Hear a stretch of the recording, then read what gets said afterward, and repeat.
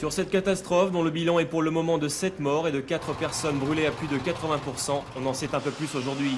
Selon le directeur de l'usine, les victimes n'auraient pas été brûlées par du zinc en fusion, mais par le gaz naturel qui alimente la colonne. À l'intérieur de cette colonne, on le sait, la pression avait soudainement augmenté le matin et une fuite de zinc avait été localisée. Un incident suffisamment important pour qu'un briefing soit fait à 10 h avec les ingénieurs concernés. Du coup, 11 personnes se trouvaient devant la colonne au moment de l'explosion pour réparer la fuite. Un chiffre malheureusement plus élevé qu'à l'habitude, qui comprenait également des intérimaires.